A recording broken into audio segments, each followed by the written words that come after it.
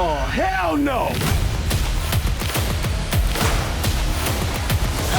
Bitch, move. Hey, PG-13, please. In 2004, we made the original movie, and then sometime around 2017, 18, we made the musical, the Broadway version of the musical of Mean Girls, and then the national tour has been out on the road, and now we are working on the Mean Girls movie. Now we're here making the film version. And the idea of taking the Broadway show to the film version was exciting to me because it felt like we could kind of have the best of both worlds. We could have this great music while still being able to kind of live with our characters in a close-up, to be able to have new jokes and new moments that are surprising to people.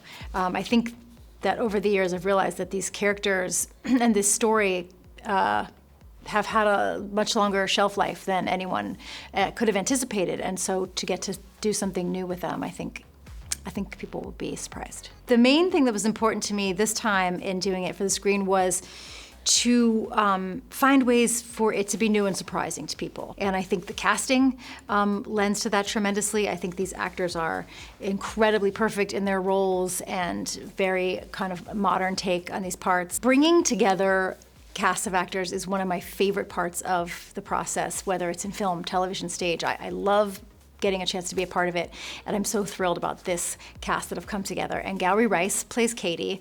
Angourie is a very, very smart, talented Australian actress that people will know from many things. She had that kind of deep intelligence that Katie needs to have. Katie needs to be very smart, and Angourie really just delivers that and has great timing and is just kind of radiant on screen. So that's our Katie. Bebe Wood is Gretchen, and Bebe, her tape just left off the screen when she auditioned for the movie. It just was immediate to me and to Lorne Michaels. We were like, well, there's Gretchen. That's our Gretchen. Gretchen also has to be very intelligent, but have this kind of core of fragility that still has to be comic, and Bebe just understood that from jump. Avantika plays Karen, and similarly, we were like, there's Karen. Just the moment we saw her tape, she is stunningly beautiful. She has this kind of innocent, kind core that Karen kind of needs to have, and she has that warmth. Jaquel Spivey is playing Damien. I had seen Jaquel in Strange Loop on Broadway and immediately thought, like, this guy's incredible. He's carrying this whole show. It will be a surprise to no one that he's incredibly talented and hilarious. And also has that kind of the warmth underneath Damien that you hope for him to have. Damien really does care about his friend Janice. He cares about his friend Katie. And so, yeah, Jaquel's amazing. Auliʻi Cravalho is playing Janice, and she is awesome. She is also one of the most, I don't know if you say telegenic, if it's for film, she's cinegenic, but she is one of the most beautiful actors on screen. Her face is just, you could just watch dailies of her for hours. And she brings the kind of fierceness that Janice needs to have, the underpinning of resentment of what's been done to her in the past, and you fully believe that she is an artist because Auliʻi is an artist, in her way, yeah, she's killing it as Janice. The Queen Bee, Regina George, is a person that I've had the pleasure of working with in this role before, which is Reneé Rapp, and Reneé did the show on Broadway. I met Reneé when she was 19, I think, and we had seen her audition for the Broadway show, and she wasn't sure if she wanted to do Broadway, and Lorne Michaels and I basically invited Reneé to his office, and we're like, you need to do this. You would be wasting your talent if you don't do a run at this before you launch your music career. And thank goodness she said she would like to, so she did an amazing run on Broadway as Regina George, and then has now launched her incredible music career, which is only going to continue to explode, I believe. She's already a fan favorite. People love her. They love her voice. They love her presence. They love her core self, which her TikTok presence, which I think is good because Regina has to be a three-dimensional villain. And so you don't want it to be a two-dimensional person that you hate. And you kind of watch Reneé come into these scenes and be scary, but she's also kind of enthralling, and you get the thing of like, I do want her to like me.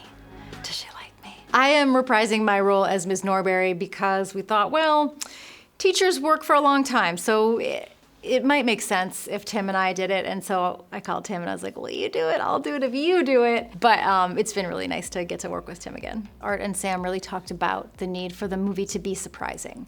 And in what ways could it be unexpected, could just literally to surprise the audience who have seen the original movie so many times. And they have some incredible ideas of how to do that and how to shoot it that way. They come from music video, so for the ways for the songs to feel dynamic and exciting. It's been great to see them in their element. When we came time to find Angourie's mom, in this case, I thought, who are the only living actors that my own children care about? And that is anyone affiliated with The Office. I did think, like, if I could get Jenna Fischer to play Angourie's mom, my children will finally respect me. And thankfully, Jenna wanted to do it.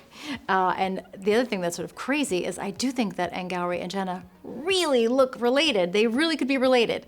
And again, you know, to take on Anna Gaster's part like that, you need someone who has proper comic timing, and also that you have to believe they're intelligent the way Anna is. You have to believe that they are a scientist in the field, and I think Jenna pulls that off as well. My friend, Busy Phillips, had the balls of steel that it required to say, yes, I will play Mrs. George. I will follow in Amy Poehler's footsteps, and I have Amy's blessing. I was about to do this, we should do that.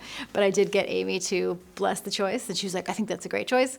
And again, talk about a familial resemblance. I really feel like Busy and Reneé Rapp could be related. And the other person that I think is really defining the look of this movie is Kyle Hanagami, our choreographer, who's a genius and has had such an incredible sense of using dance to tell the story, of finding moments of humor within the numbers, of finding moments that maybe people will want to try this on TikTok, or they will think this is like something cool they haven't seen before. He's been just invaluable. I think people are going to love this cast, and I hope that people will find moments where they're like, oh, I didn't expect that.